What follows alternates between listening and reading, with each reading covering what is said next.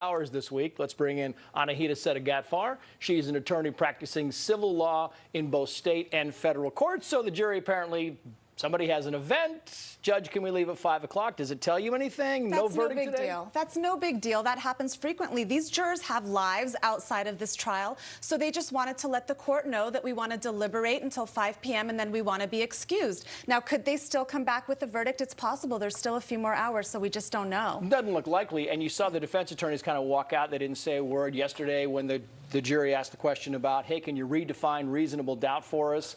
And these documents, can we put these documents to these different counts? And the judge said, no, you can't do that. And the defense attorney said, this is a big win for Manafort. Well, the defense is clearly very confident in their case, and we know that because they didn't put on a case. They didn't put on any witnesses, and that tells me that they believe that the prosecution simply has not met their burden of proof. The burden is on the state or the prosecution to prove all of their claims beyond a reasonable doubt. And so the defense is saying, look, we've done enough through our cross-examination, and they have, to poke holes in the prosecution's case that we don't even need to put on any witnesses. And that's a very powerful message to send to a jury. Here's what I thought. When they were talking about the documents and putting the different documents toward the different counts, and the judge said no, I thought, you know, the prosecution came in and said, this is what you need to focus on, these documents. Forget about Rick Gates. He was their star witness, and then he kind of fell apart in court.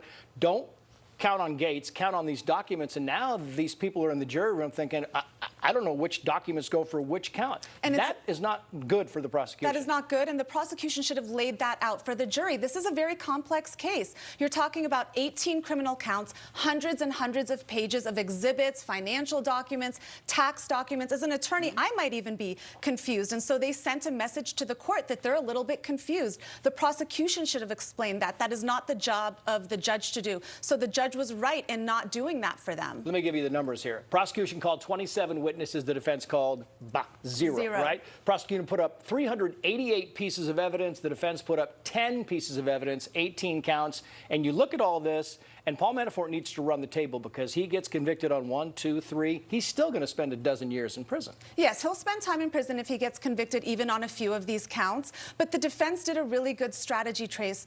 What they did is they essentially put the prosecution's star witness on trial, right? So in their cross-examination, they said, look, he is not being truthful. He's told lies. He's admitted that he's embezzled money. He even stole from Manafort here. And more importantly, they elicited, and the jurors heard this, he got a sweetheart deal by the prosecution to testify against Manafort. And that is very telling. He was facing, Trace, up to 100 years on all the charges. Now, 10 years, and he may even walk. So the question to the jury is, could he be lying? Does he have an incentive to not tell the truth? And I think the defense did a very, masterful job of proving that his credibility is not so great. We've kind of always said, except for OJ, the longer the jury goes, the better it is for the defendant. Okay, from my trial experience, the cases I've tried, I've never lost, but I digress.